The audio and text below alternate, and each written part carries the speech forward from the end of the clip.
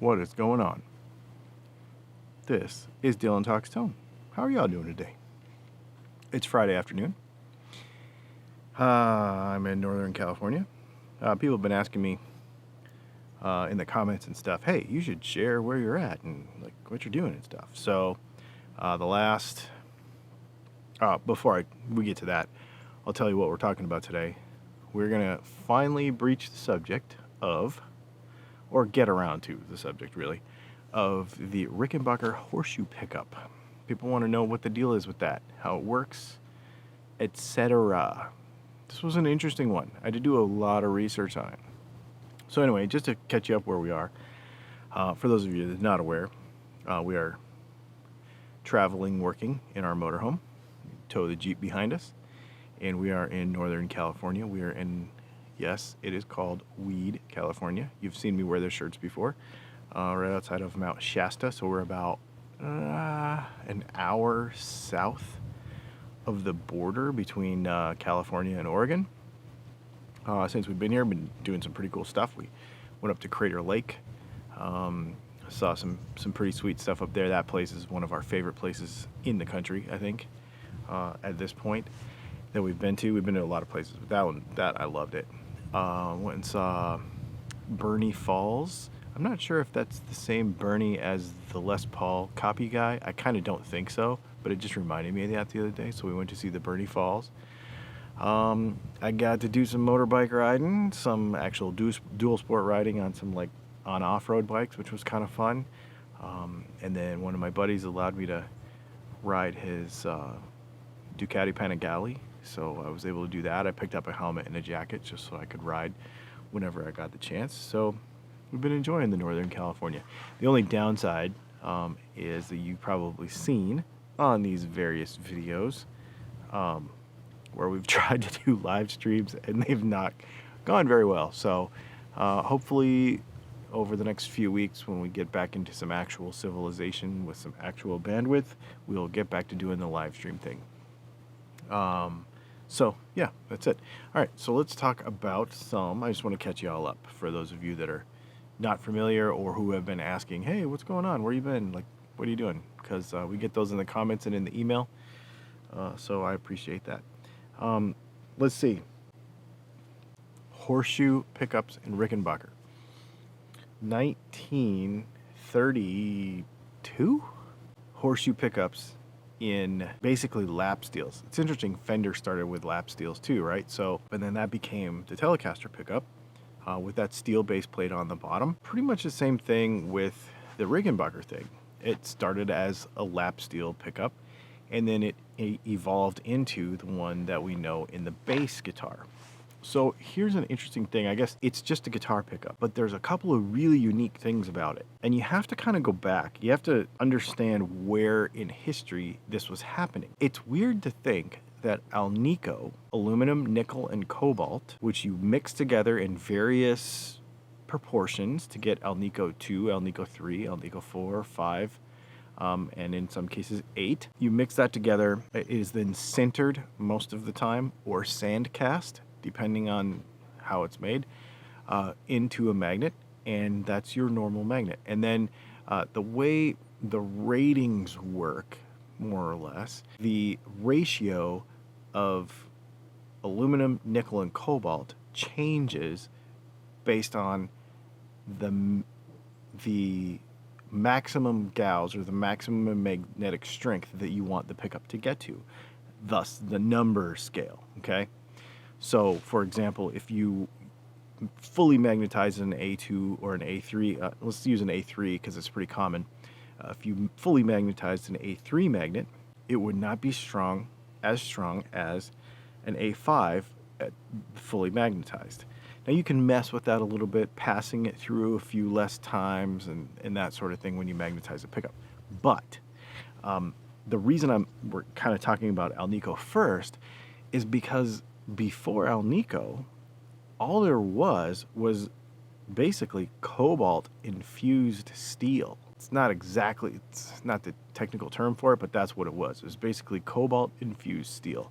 And what they would do is they would cut that 1.5 inch strap, and then they would literally bend it around to form, and make it into a U-shaped magnet. Shape.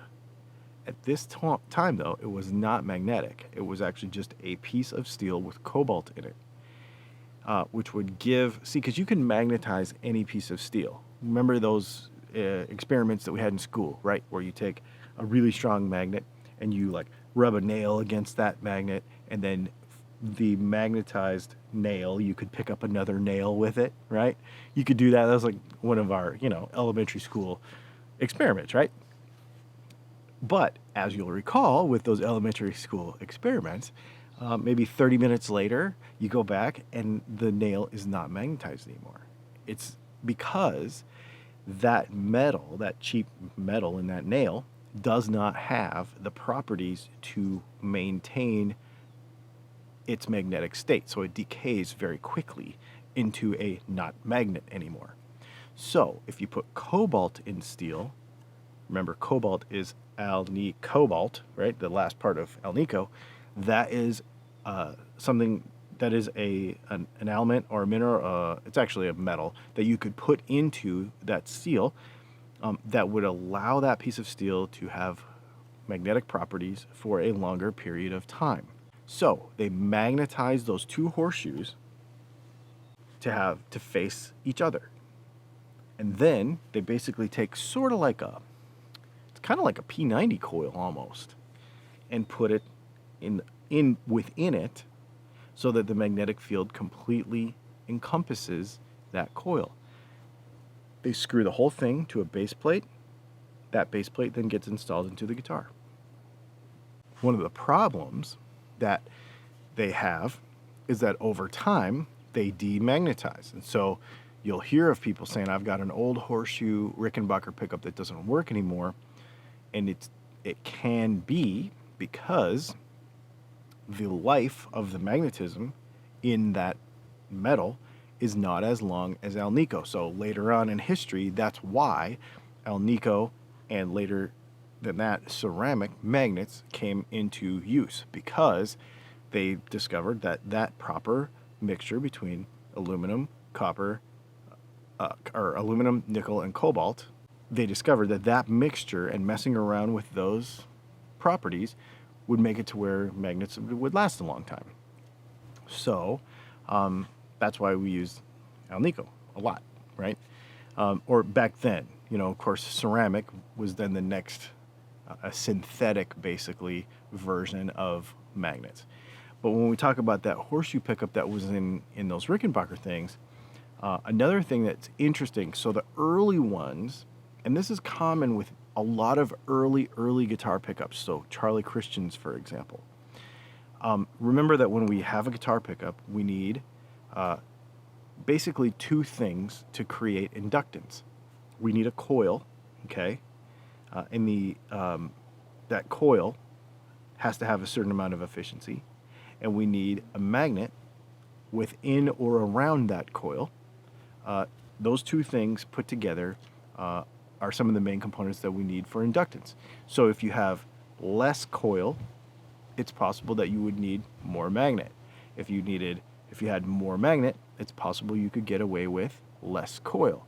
So the reason we bring that up is because the early ones, the early horseshoe pickups, I believe they were made with 38 gauge copper wire. Now, 42 is the typical that we see everywhere. But Charlie Christians were also made with 38, 39, right in that area.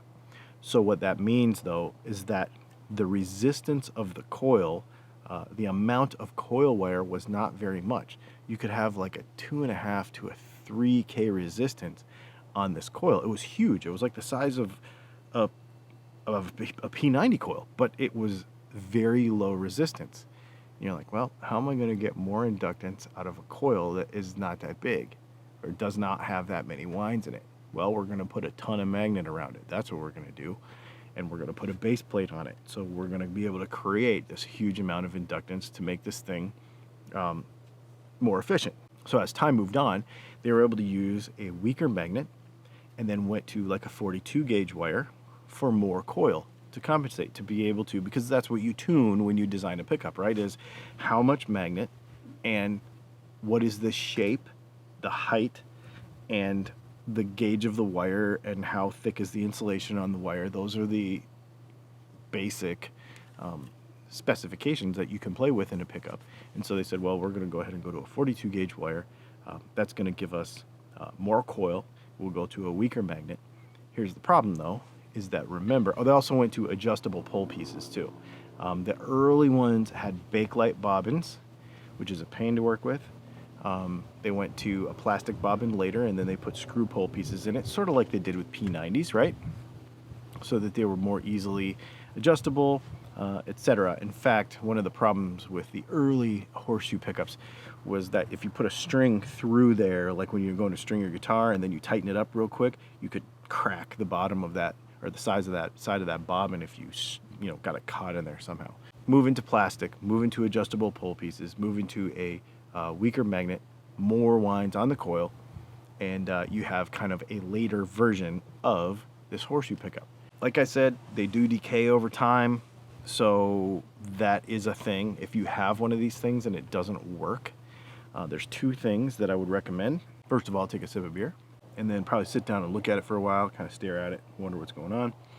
First of all, grab your ohm meter, your digital multimeter, and check the resistance on it. Now remember, that if you read 2.5K on an early one, and you read like 4 to 5K on a later one, that's going to be acceptable. It sounds like there's something wrong with it, but it's going to be acceptable. Then the next thing you need to see is if it's still magnetized, which probably is going to be the problem because it decays so quickly. Super cool stuff, man. Really neat pickup. Are they practical? Not really, for a lot of reasons now. I mean, but they are cool. I think they used them for quite a few years, not because they were easy to make, because they weren't, not because they were cheap to make, because they weren't, but I think Rickenbacker just had this sound because of them. They were so unique. They're the only ones that have ever done it. Now, I believe is it the early 2000s, I want to say, they got in a kind of a little, maybe early 2000s, 2010, they got in a little tiff with Lawler, because Lawler made a copy of it. That thing, I just checked on the website today, I think it's like $600, so they're not cheap to make. That being said, he's still making them because the patent on it had expired, and Rickenbacker wasn't making them, so it wasn't really a copy, like that sort of thing. It was modified a little bit. They make different lengths and that kind of stuff. So I think Lawler's making one now.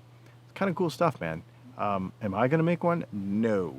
I think it's way too niche of a market. I think they are too hard to make. Really, really difficult to make. The tooling necessary to bend that 3/16 inch by 1.5 inch strap into that horseshoe, I don't have it. It'd be way too difficult to make those. But nonetheless, it's a really cool pickup. Thanks for hanging out. You guys are awesome. Make sure you check out a couple things. One is, in the links below, there's a link to our Patreon. The 4th Sunday of this month, we are going to do a Zoom class, just like we've been doing every month. We're going to do a Zoom class on guitar wiring. So I don't want to say it's a primer to guitar wiring, but what we're going to do is we're going to go through each of the components. We're going to understand the signal chain, and we're going to basically start building on this guitar wiring thing. And I think in the upcoming classes, we're going to get into specific wiring diagrams for various guitars, okay? So, but the 4th Sunday of this month, I think I'll put the date right here on the screen. I can't remember the date, but it's right here. And then, and then the following Sunday, we're going to do a bonus class. So this was Leslie's idea a long time ago. When we started to do these once-a-month classes on Patreon, then we would take the 5th Sunday, when we had 5 Sundays in a month, so that's a few times a year. We're going to do a free one. So you're enrolled in the one on this date, then you get the next one free, the following Sunday free. And I don't know what that's going to be about. We might just take input from you on that to know what it's about. That's all I got.